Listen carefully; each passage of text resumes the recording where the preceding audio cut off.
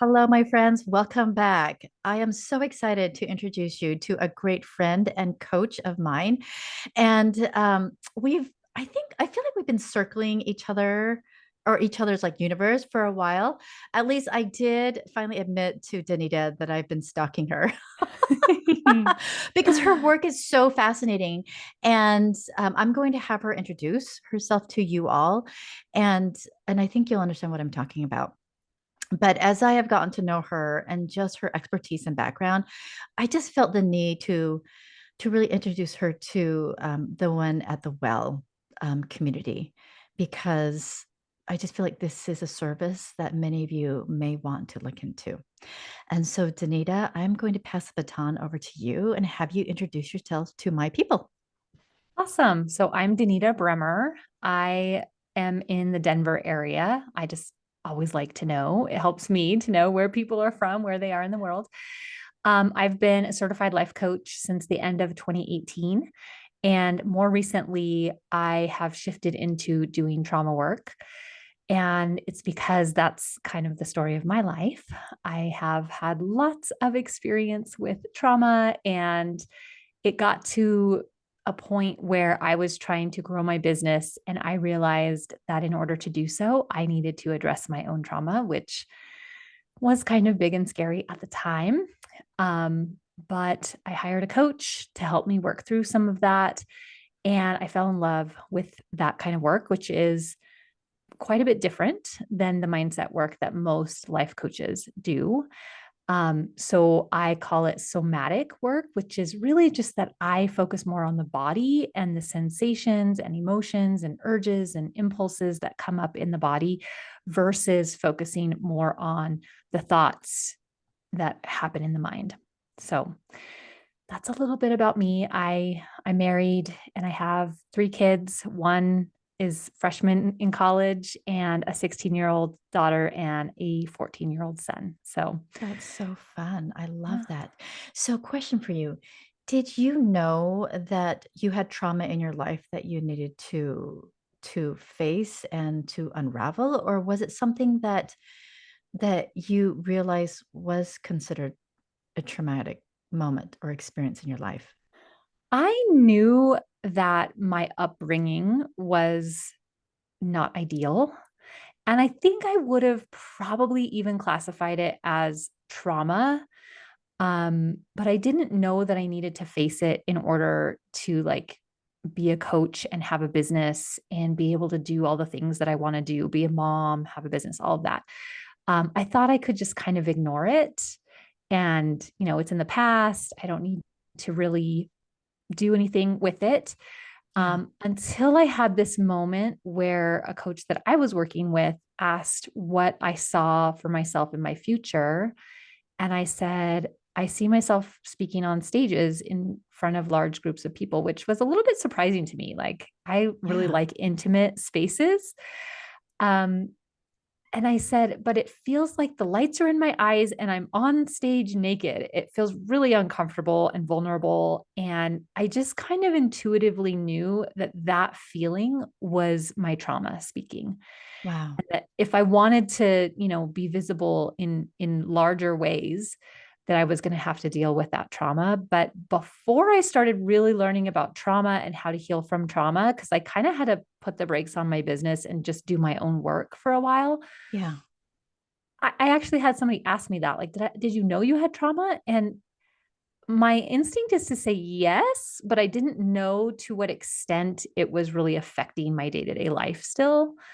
And it wasn't until I was really trying to grow my business that I was like, oh, I can't ignore this anymore. So, Yeah. Yeah, absolutely.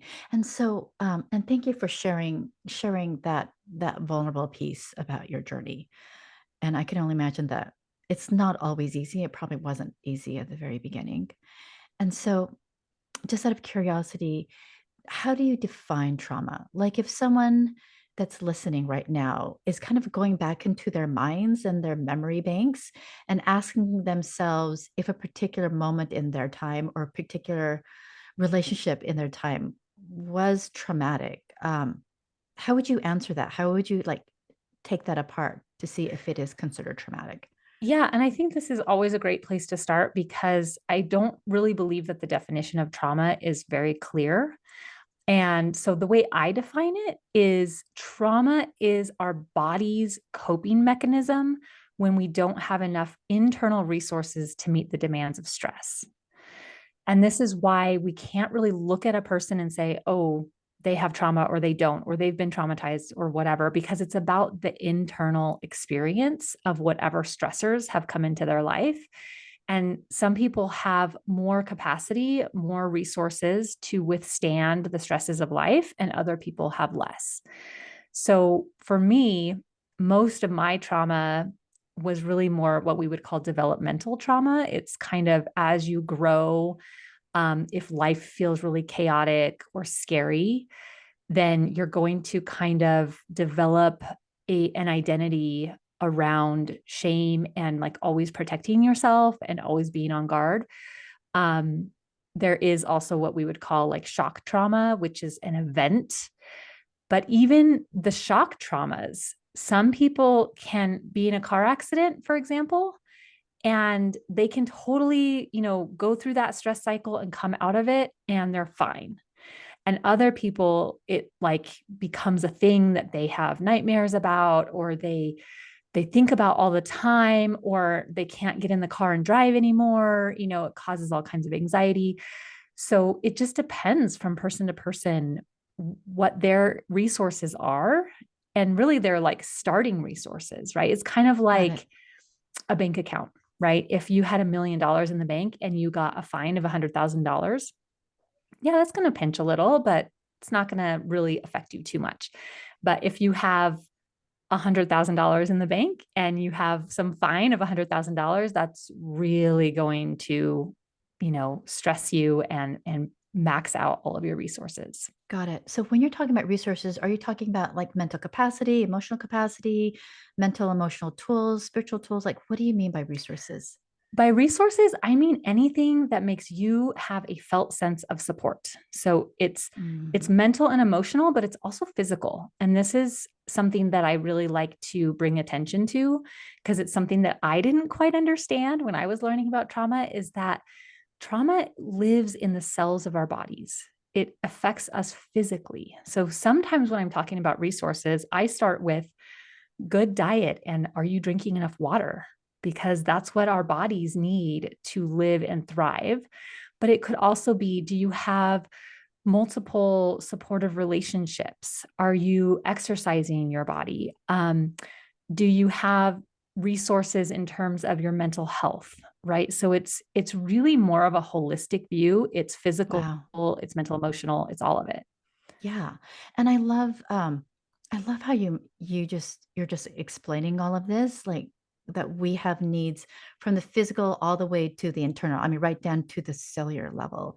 And Mhm. I feel like this is a really great segue to introduce to my listeners something that I heard you talk about on the LDS Life Coach Directory. I think the Instagram Live, and I think I think you were talking about relationships and connectedness. I could be wrong about that. I apologize. But I something about what you said really kind of like, I don't know, it piqued my interest. And you were talking about the 5 needs that every human being needs. And I feel Mhm. like there is a connection to these 5 needs to what you just talked about. Tell Yes. me if I'm wrong. Yes, no. And with these five core needs, what we're talking about is more attachment theory. So, Okay. how you relate and learn to relate to your original caregivers. Probably most people have at least heard of attachment theory. And the thing to understand with trauma and attachment is that they develop together, right? Oh, So, that's interesting. our nervous system develops according to our attachment style, and our attachment style depends on whether our caregivers are meeting us in the five core needs that all humans have. And one thing that I just like to point out is in the self development world, we talk about the difference between like needs and wants. And when I say five core needs, I mean, as an infant, if you don't get these things, you die, right? So, Got it. kind of more of like a life and death type of thing. Now, many of us didn't get all of these needs, or these needs were only met sporadically or inconsistently, and we're still living, right? Yeah. Yeah. But like if you just leave a newborn infant out, they'll die within a matter of hours, right? Yeah. So we need the five core needs are connection, attunement, trust, autonomy, and love and sexuality is the last one. They come in sort of developmental stages. So you can imagine a newborn baby really needs that connection and attunement. They're not at the stage of love and sexuality yet, right? Yeah. So there's a little bit of first, we need connection. Second, we need attunement. I kind of think the way I've learned it, connection and attunement are both needs from the get go, from the very start. So connection is like that physical touch, that sense that someone's holding me, someone's caring for me. And attunement is that need of I have needs and my needs are being seen and met. Got it. Right. So it's always, Yeah. I always think it's easiest to think of this in terms of infants or toddlers. Yeah. When the infant starts to fuss, maybe they're hungry, then the caregiver comes and like, oh, are you hungry? I see you're fussy. Let's get you fed. So it's the caregiver is communicating through the Mhm. connection.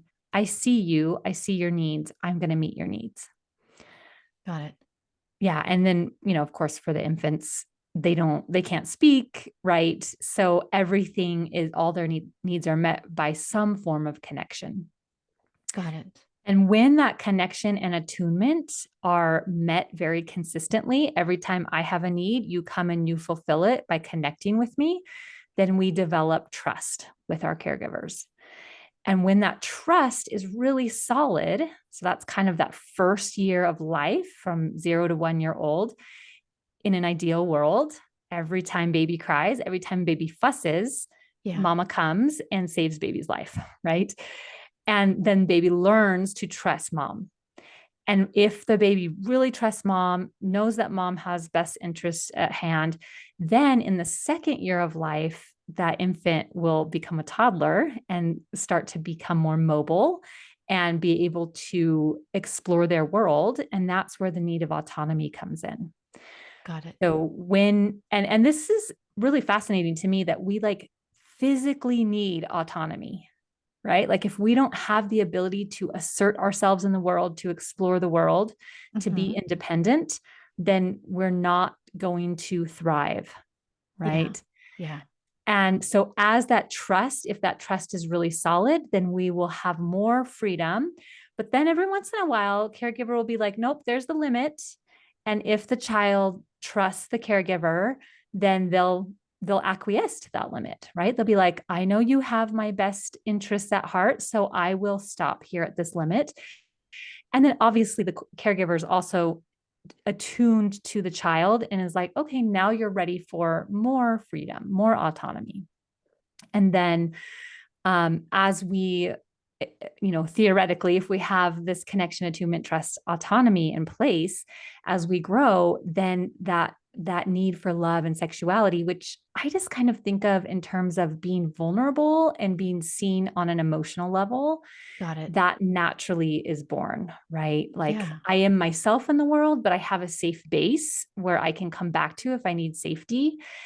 And I can share with you my heart and, all of that. So each of these needs kind of builds one on another. And especially those first three, that connection and attunement that results in trust. And then when the trust is really solid, that autonomy forming out of that. That's so beautiful. And so a question that came up for me while you're talking about this is how is this related to us developing our own sense of self or identity? Yeah, such a great question. So, when we are born, we actually don't, well, I don't know that we know this for sure, but the theory is that an infant doesn't think of themselves as different from mom, right? It's like mom and baby are the same person. So, I think as probably once we get into that autonomy phase, right, that connection, attunement, and trust are really solid, and that paves the way for us to be able to think of ourselves and be different than our caregivers, specifically mom, in the world. Right. So once we Yeah. can start walking around and kind of doing things and communicating, then we can express ourselves separate from our caregivers. Now, if the connection and attunement and trust isn't in place, then we're going to form shame-based identities around these needs. And we will most likely want to not go explore the world or not express ourselves. We're going to feel shame that like I can't trust or be trusted, right? We'll feel shame about having needs and wanting somebody to meet those needs, right? So I think we want these five core needs met as solidly as possible so that we can develop our own sense of self with safety, right? Yeah. I think, just based off of my own experience, I think I did develop a sense of self that was separate from my caregivers, but it never felt really safe. It always felt a little shaky Mm, because that connection, attunement, and trust wasn't totally in place. yeah. And so it was almost like as I grew older, I was required to be more of an adult than my parents were in many ways. So I had to be independent. I had to kind of grow up, so to speak, but it never felt like it was a safe way. Like I had something to fall back on. It was like I have to do this in order to like have my needs met, Mm, but it still felt really scary. Right. And my yeah. guess is that for many of us, that is true. And so that autonomy piece, especially when you are asserting yourself in the world, when you are living from this place of self determination, do you feel safe doing so? Like someone's got your back? Or do you feel like, I don't know, I'm doing this, but it's not really that safe and it's just kind of scary kind of thing, right? Yeah. Super good question. And I wonder if and you can I'm curious to know what you think about this, but when you were talking about how you felt like you needed to do things, but it was still like kind of shaky. Mm-hmm. So do you think the energy there was more survival than thriving? Because I kind of wonder if those three things are in place, the connection, the attunement, and the trust, that thriving is kind of organically happens. But if the trust isn't there, let's say for instance, then is it more survival? Yeah, I would agree with that. I think it would be more out of survival. And that's when, if that trust isn't really solid, that's when we're going to see limits placed on us and we're going to question them, right? We're going to be like, well, Mhm. who are you to tell me? I can't really trust you fully, Yeah. right? So, and if you have like different messages from different parents, if the parents, because we really need our caregivers to be bigger and stronger than us, but we also need Yeah. them to be wiser and kinder than us, which makes me think of Jesus, right? Totally. We That's what we need. We need to know that our caregivers can take care of us and Yeah. protect us, but also in this like kind, compassionate way.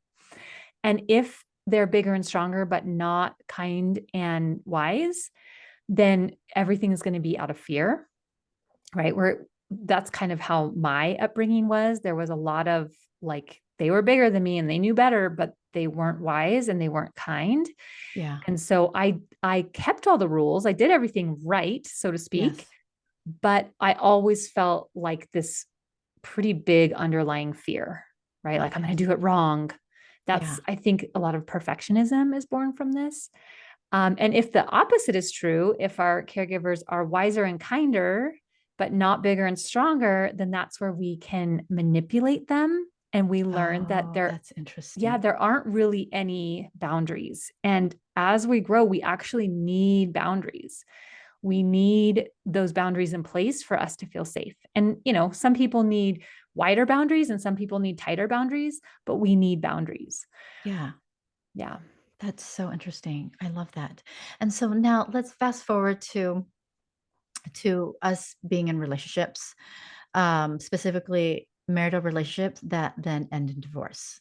Mhm. So what's happening in regards to the first three of those needs, the connection, the attunement, and trust? And how does that then affect the next two, which is what autonomy and Love and love and sexuality. sexuality? So can you kind of talk about that realm? Well, I have to imagine that if a relationship is ending in divorce, that there's been some breach of trust.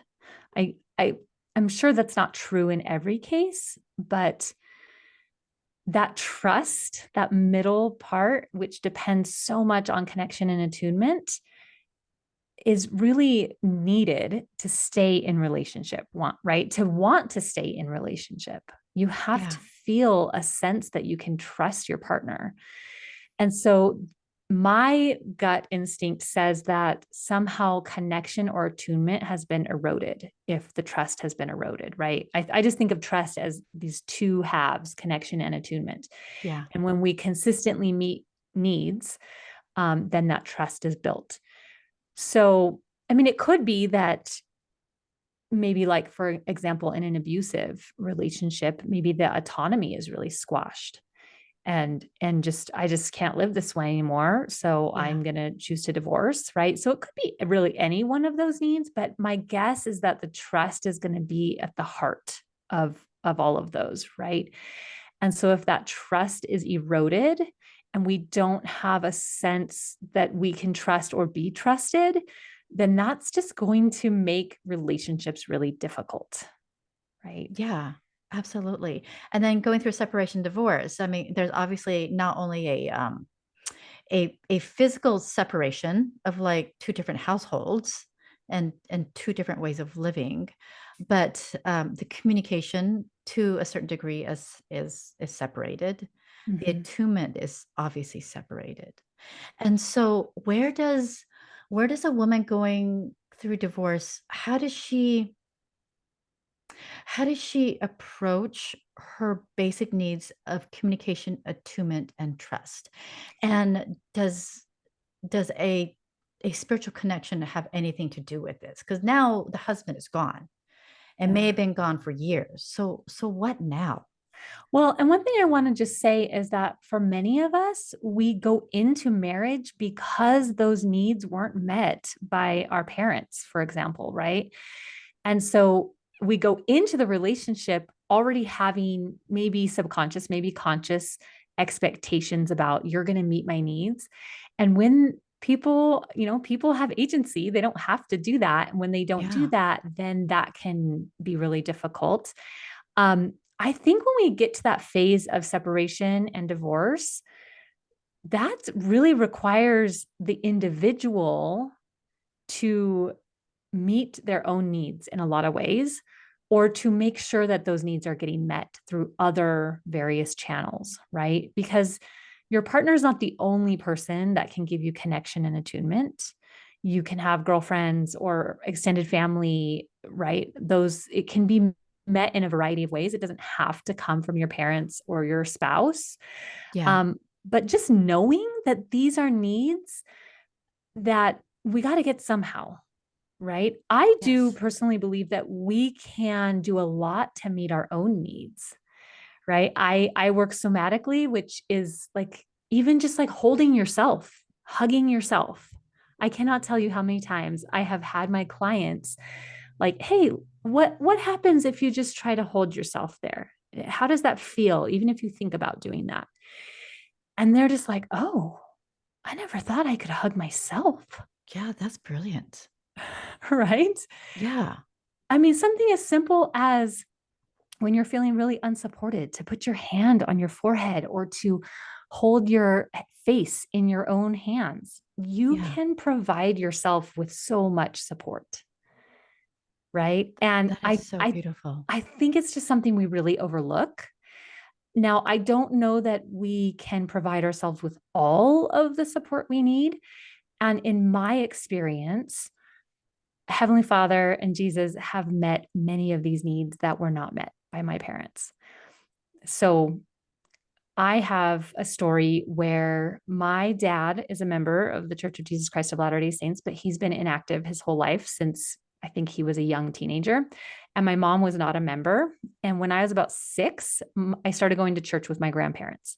So I kind of had the gospel in my life, but it was kind of a Sunday only thing. Mhm. And I even remember general conference weekends, my grandparents would say, no need to come next week because church is just on TV. It's just the boring little general conference, right? Um, but I had this experience. So I say that to say that my relationship with God developed very separately than my relationship with the church. Oh, that's so fascinating. I love that.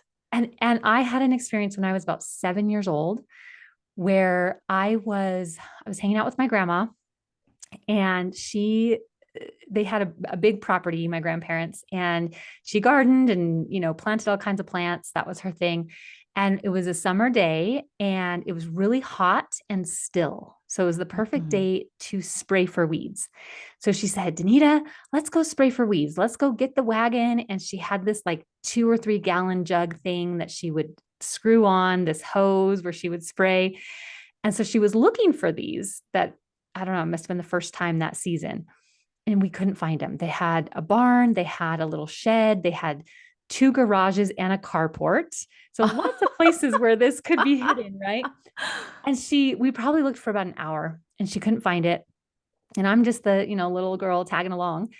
And she got really discouraged and she said, "Oh, let's go eat lunch." And I said, Grandma, you go, I'll be right behind you. And I said a little prayer. I remember I went around the corner of the house to the other side of the house so Uh-huh. grandma couldn't see me. I said a little prayer and I was like, Heavenly Father, grandma really wants this jug and it's really important to her. And please tell me where it is. And Yeah. I immediately had this feeling to go back to this one shed. Uh-huh. And I opened the door, and it wasn't a very big shed. It was probably like 6 feet by 6 feet Yeah. with like lawnmowers and things in there. And I remember scanning this little shed from starting on my right side over to my left. And I got to a point where I'm kind of facing the back left corner. And I just knew, like it was like a bodily experience. I Yeah. knew that the jug was in that corner. Oh my So gosh. I climbed over a bunch of lawn stuff and I pulled this little, it was a piece of metal, a sheet of metal, kind of like tin roof metal kind of stuff. Uh-huh. I pulled it back and there's this jug with spider webs on it. And I grab it and I run up to the I house and love I'm like, this. Grandma, I found it. And she was like visibly shocked. She was like, oh, where'd you find that? How'd you find it? And I was just like, I don't know. I just found it. Here it is. Right. But from that moment, I knew that God was real. Yeah. I knew he knew me and I knew he answered prayers Oh my goodness. without a doubt in my mind. There's Oh no my way I goodness. could have known otherwise. It had to come from somewhere outside of me. Yeah. So, this is why I say, like, that experience planted the seed in me where I knew I had a relationship with God. I was very separate from my relationship with church. Yes. And so, as the years went on and my life was pretty difficult, like, my parents did not have a good relationship. It was very volatile. There was a lot of fighting, there wasn't enough money, lots of disagreements, right? Like, just Yeah. not the most ideal situation to grow up in. I always had God. Like, I always talked to God and I knew he loved me and just was there for me, right? Yeah. And so I think that as I look back, the connection and the attunement and the trust, especially those first 3 needs in that one experience, were fulfilled for the rest of my life. And Wow. I'm sure my agency plays into that too, because at Of any course. point I could have been like, oh, I don't know if God's real. But with that one experience, I was just like, oh, I'm connected to God. He sees me, he sees my needs, and I can trust him. Yeah. And so I believe personally that if we're not getting these needs met by our spouse, our parents, friends, whoever, that God is the perfect, he'll always be perfect at meeting our needs. Yeah, totally. And so just having this beautiful experience with God, meeting your needs, how would you say that has affected the trajectory of your life? And how has that allowed you to have the autonomy to go create like your dream of having a business and having a life for yourself outside of your marriage. I mean, I'm not saying that marriage is not part of it, but you didn't have to start a business. You didn't have to go get certified as a coach. You didn't have to become trauma informed, and yet you are. So Mhm. why are you doing this? How does God play in all of this? I think God is the very center of all of it. My whole life has revolved around my knowledge of God and trusting that He has a grander purpose. Uh, I was actually inactive from the church for about 5 years as a teenager and young adult. And at the end of that time, I had just started going back to church, and my mom was in a car accident and she ended up passing away. So she's in a car accident. She was in the hospital for about a week and her vital signs were not good. She was being Yeah, kept alive by the machines. And that experience, like my testimony was so fragile at the time. Like I always knew there was God. I never left God, but I did leave the church for a time. yeah, And obviously, something that big and traumatic, for lack of a better word, yeah, I just, I had an experience where I knew that I could choose to not believe in God. Like I could be like, okay, none of this makes sense anymore. And I don't trust God anymore. And it yeah, was like, it almost was like the experiences we read about in the scriptures where it says the spirit brought him to the top of a mountain. That's what I felt. I was physically standing wow, inside of a hospital, but it felt like I was at the top of a mountain uh-huh, and I could see the path back down the way I came and I could see the path forward. wow, And it was just a moment of what do I choose? yeah, Right. And I just said, okay, I choose just trust God. I don't know why my mom had to die, but I yeah, just choose to believe that it was for a greater purpose. And I clung to that belief for the next year throughout that intense grief of losing your mom. yeah, And that those couple of experiences, along with another third one where I prayed to know if Joseph Smith really was a prophet of God. yeah, And I was on a public transportation bus going to school and college. yeah, It was right when I was starting to come back to church. And I was like, I need to have my own testimony. I went to church all these mm, years for my grandparents.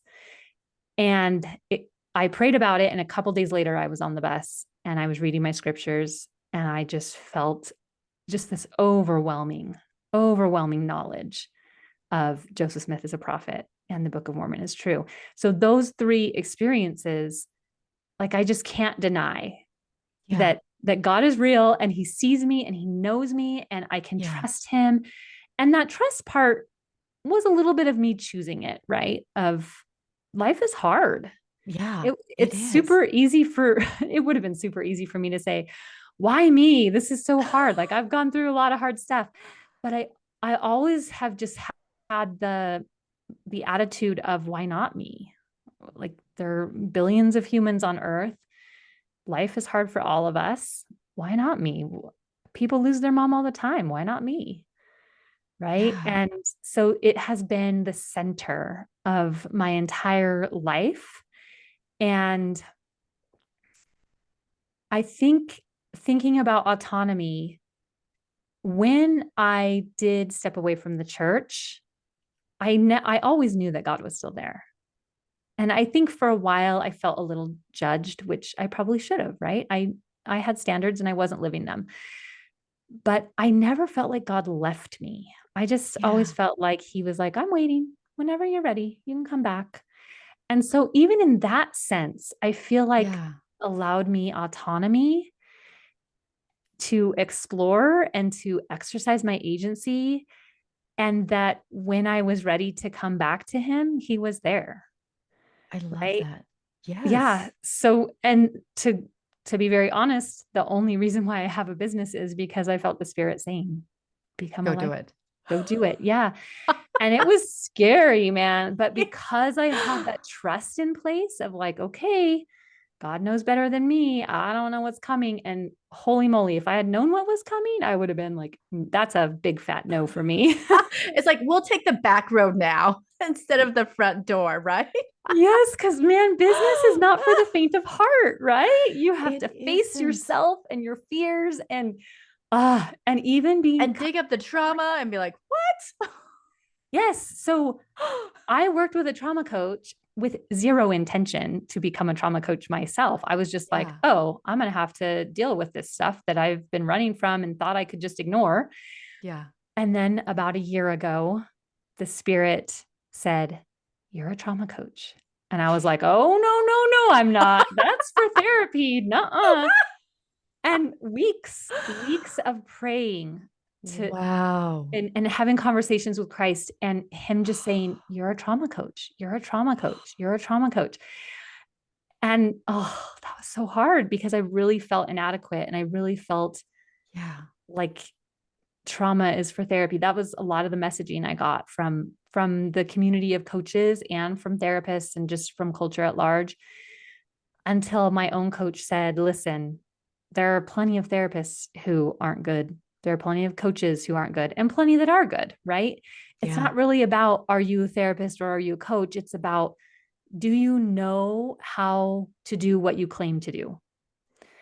Right. And so that's what I've been striving for ever since is my goal is to become the leading trauma expert coach in the LDS community.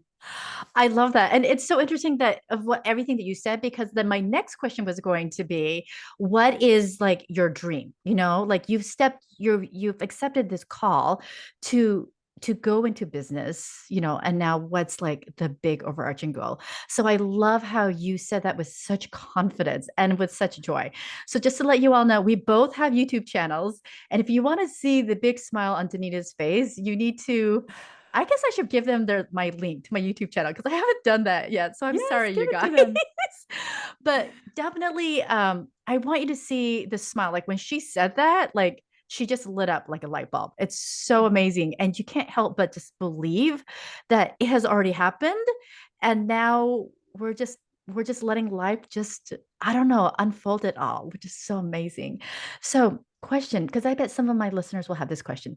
You call yourself a trauma coach. Now, how is that different from a therapist or a counselor? And I think that it's really important that people that do sign up with you do know that you are not a therapist. Yes. Please never interpret anything that I say to be therapy. Yes. um, the biggest difference is just background and education, right? Therapists go to school in this very formal manner and they have lots of hours of supervised therapy. But in a lot of ways, I feel like coaching and therapy are very the same. Yeah. Um, I struggled for months. I was like, I can't be a trauma coach because this is for therapy. And what if someone thinks I'm a therapist? And I talked to so many people. Like I talked to people who are actually like psychotherapists, like LCSWs, whatever. And they Yeah. said, as long as you're very clear that you are a coach and not a therapist, and you don't claim to have any letters behind your name or anything, like you just have to be clear about that. Um, I think there is a difference in sort of how the therapy industry and the coaching industry have evolved. Clearly, coaching is an unregulated industry, so anyone can call themselves a coach. Yeah. So, really low bar of entry, which means there's a high bar of excellence. But therapists have to go through a lot of specific channels. There's a lot of rules and red tape for what therapists can and can't do. And in my experience, so I have done some therapy as the client in my life. Um, Therapy has been born out of the medicine world, Yeah. and the therapists in general, not every single therapist, but in general, in my mind, the therapy industry assumes there's something wrong with the client and we're here to fix it. Got it. And in general, with coaching, coaches assume there's nothing wrong with the client. We're just here to support you and for you to figure out and kind of get on board with this idea that there's nothing wrong with me. Right. Yeah. Which I think makes a big difference. it's a big difference in the felt sense in the relationship when someone assumes something is wrong with you versus when they don't, right? When they see Yeah. you in your highest self. I love that, and it's so Yeah. true. And so, why should someone who is recognizing some trauma in their past, why do they need to come see you versus coming to see me? And how do you incorporate these 5 needs within your coaching sessions with a client? Great questions. So I work mostly somatically, which means that I am trained as a mindset coach, which looks at the thoughts and how they interact with the feelings and the actions we're taking. But really, I am now kind of encouraging my clients to put that on a shelf for this hour that we're together. Yeah, And let's just look at what's coming up in your body, right? I What love that. sensations, what emotions, what impulses do you have? And there's so much wisdom in your body. It's almost like a shortcut, I think. Like we can do work where we're looking at thoughts, and there's so much value to that.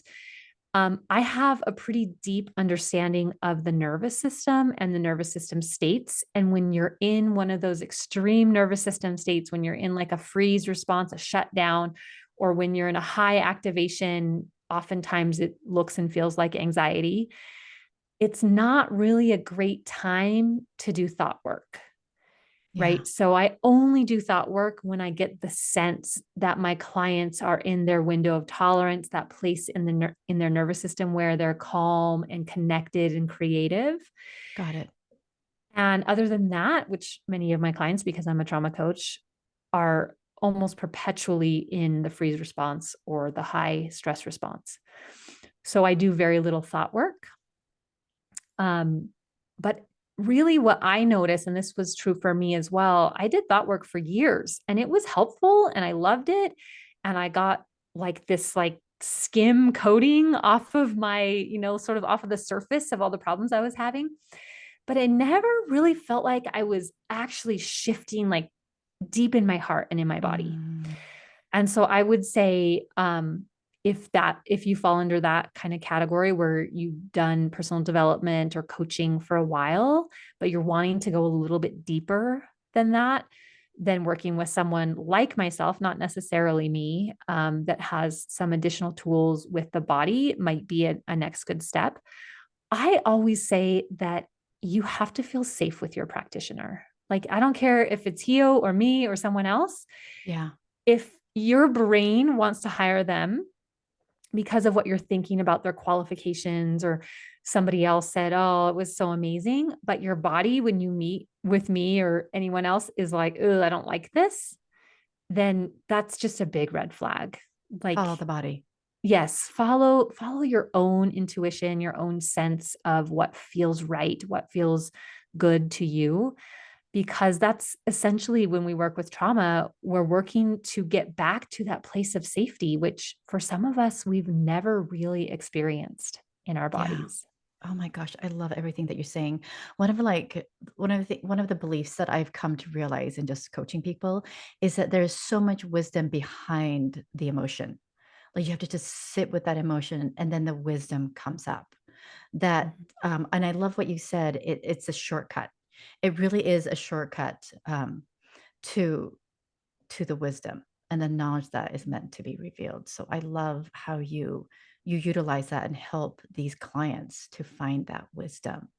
And so is it do you think that that a client, for instance, is sensing some fear of the wisdom that could be like unveiled when they sit with their emotion? Or I mean, I don't know. I don't even know if that's the right question to even ask you about this. I think it's possible. One thing with trauma is that we all have this, like my coach calls it, life force energy. I Uh-huh. probably would think of it as like our true spirit, right? Okay. So we all have a true spirit of sort of that pure us, right? That Yeah. pure identity that we all hold. And with trauma, it's like we've put this, I don't know, I think of it like the tabernacle of clay, right? This covering on it.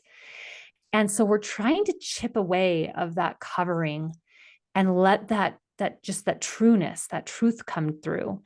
And sometimes that truth feels very powerful, Mm, right? And that can be a little scary in my experience. I've had a couple of experiences where I had to speak up and just speak my truth because the spirit was telling me to, and I just couldn't not do it. And it was like I was touching like an electrical cord, that and the energy was running through me, right? That sort of yeah. raw, like Yeah. and so I do think that for some people, especially those that are pretty intuitive and know themselves pretty well, there might be that sort of sense of, oof, this is going to be powerful. And I don't know if I Oh, can handle that power. got it. Right. Got it. So the couple of experiences that I've had, I felt that. I felt that sort of raw energy. Yeah. And I always, as I looked back and told the story about it, it felt like fear. But I think as I like learned more about the nervous system and these tools, I was like, oh, I think I actually was feeling power and I was scared to feel that power. So, That's a beautiful way of like describing that. yeah. I mean, I think truth is very powerful, Yeah. right? And especially if we have had kind of a history of not being able to speak up, not being able to have our needs known and met, not being able to be independently ourselves, then that power, when it does come through, even in little peaks, it's going to be a little bit scary. So I Yeah. think it's possible some people would have that sense. Of course. And I love how you've been so gracious in sharing with us some of the experiences that you've had and why you're here and what God is meant to do with you and helping so many other women like unpack their trauma and Yeah. to find whatever it is that they are truly seeking. And I'm not going to label that because it might be different for many people. It could be that very connection and attunement and trust with God or with their own being. Like, I don't know, but I'm just so grateful that you are doing this work. And so, one of the things I like to ask my guests is, is what does it mean to you to lead with grace when it comes to unpacking trauma and finding your inherent self? Mm. What a beautiful question. So when I hear the word grace, I actually think of power, right? I think of that ennobling, enabling power of Jesus Christ. And one of the principles of the work that I do is to go very slowly, right? To have a lot of space and time, because with trauma, we want to be really careful to not overwhelm the system. So that's kind of what came up for me as you said that is I I I structure my programs and my coaching so that at the very heart of it is I want my clients to feel like I completely love and support them no matter what, and that they Yeah. have an abundance of time and energy to work through whatever they need, right? As a business person, I do put limits on like my coaching packages and stuff, but I'm really sensitive to that feeling of scarcity, and I want my clients to feel like there's abundance in time and resources coming from me, Yeah. because I think that is the key. It's to have that felt sense of support. Yes. And so my goal is to meet them wherever they are and really create a container, a space where they can just be. And it's sort of like a plant that has the correct soil and amount of light and heat and water and all of that. When we find the correct conditions, we naturally start to grow and thrive, Mm. right? So it's really less about me putting things in as Yeah. it is creating the environment, I right? love that. Right. Where they can just grow and thrive and come to their own wisdom. I mean, it's so much about the client's wisdom. I'm not the expert, really. I'm the expert in the tools that I have, but I'm not the expert in the client, which is it's a really interesting paradox to think about, right? It is. Um, It totally is. And I say that to my clients. I say, I am not your spiritual expert for your own journey. Like I'm mhm, just not. But I do have tools. I do have insights I can give you. So I I totally get that. And I love that that is your coaching practice and that is how you approach each one of your clients in such an individual matter. mhm. And so before we wrap it, is there anything else that you want to share with my listeners in regards to trauma and needs met and so forth? I think we covered a lot of space, Yeah, we and did. I think that's a good amount of information. I know. All right. So before we say goodbye to Danita, I would like her to share with all of you how you can connect with her. And if I recall, you also have a podcast, correct? I do. I Okay. have a So can you podcast. talk about all of that? Yeah. My podcast is called Trauma Coaching for Latter-day Saints. Um, and if you go way back to the beginning, you'll see that it was actually kind of three podcasts. It has come in three Oh, iterations. So you can see that, but you don't necessarily need to go back. It's just a fun little background. Um, but you can connect with me on my website, denitabremer.com. And I have there a free download. It's a trauma assessment. So if you're kind of on the fence, like, I don't know, do I have trauma? Do I not? I put together a little questionnaire to help you sort of grade yourself to figure out, like, am I dealing with trauma or is this just, kind of the normal life overwhelm? And I also do free sessions just because I love to be generous and I know that this yeah. work is so needed. So you can Yeah. also do a free session. If this airs before the end of March 2023, I have a group, and this is exactly what we do in the group. I teach um, basically like nervous system tools, somatic tools that you can bring into your daily life. And then it is a group. We didn't talk about co regulation, but other people can be a resource. And so that was one of the reasons why it was important for me to do a group. And right now I have a really fabulous deal going on, which is a lifetime membership to this group. And it ends the end of March. So, Oh my goodness. Well, this will air before the end of March. So oh, I'll make yay. sure of that. All right. And they can find you by your website Mhm. or is I'm that not super active on tell social me? media. Okay. So my website's the best place. There's also there's a forum on there if you want to just email me and ask me questions. Yeah. Not very many people take me up on that, but that's definitely a way to connect with me. Um, I do have social media, but I'm not on there a whole lot because the spirit has said, get the heck off of social media. So I'm at Denita Bremer Coaching on Facebook and Instagram. Great. Thank you so That's much, my way. Dina, for coming and talking with us and all of my Thank you. listeners. And I appreciate your wisdom and your beautiful spirit and smile. So thank you. Oh, it's been my pleasure.